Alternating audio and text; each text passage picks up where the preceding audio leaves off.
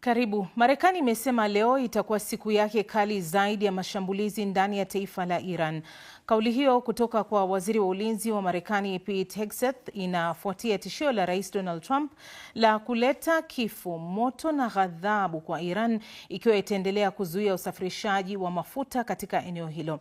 Iran inatishia kushambulia meli yoyote ya mafuta inayopita kwenye mlango wa bahari ya Hormuz, jambo lililosababisha bei ya mafuta kupanda hadi kiwango cha juu, japo baadaye bei ilishuka baada ya Rais Trump kutoa kauli ya kutuliza hofu ya masoko.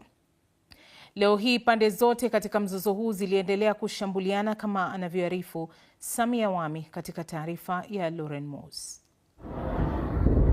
Asubuhi ilipambazuka mapema nchini Iran, huku vita vikiingia siku yake ya 10 kwa sauti ya milipuko zaidi. Roketi zilitanda angani mjini Teheran, huku mashambulizi ya Marekani na Israel yakiendelea.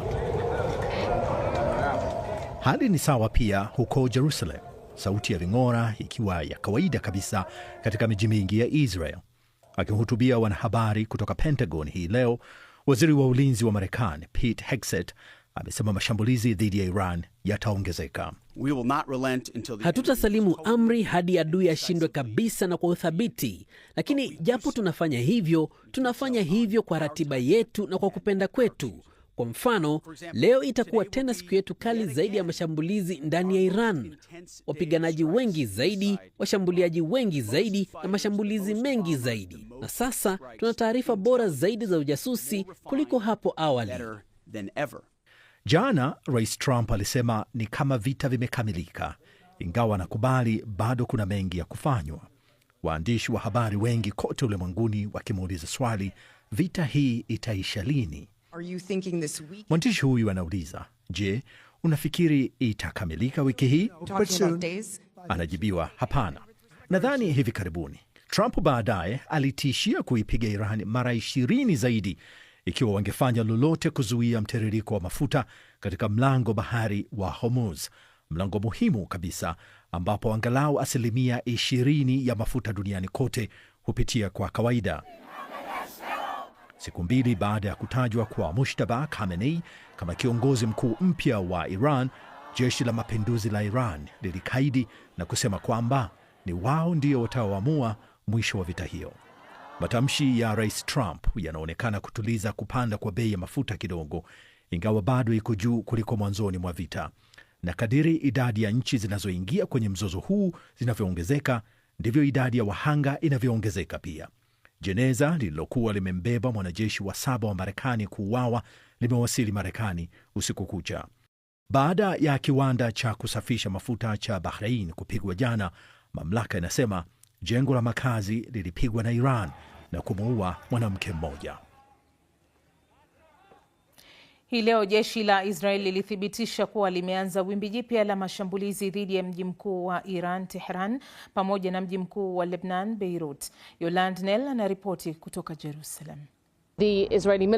Jeshi la Israel limesema kwamba limekuwa likifanya mashambulizi mengi nchini Lebanon, na mapema hii leo liliwaambia watu kuondoka katika majengo huko Tyre na Sidon. Pia liliendelea kusisitiza watu kuondoka kote kusini mwa Lebanon, na tunajua kwamba kumekuwa na mashambulizi pia dhidi ya taasisi ya kifedha inayohusishwa na Hezbollah yenye mali kote nchini humo.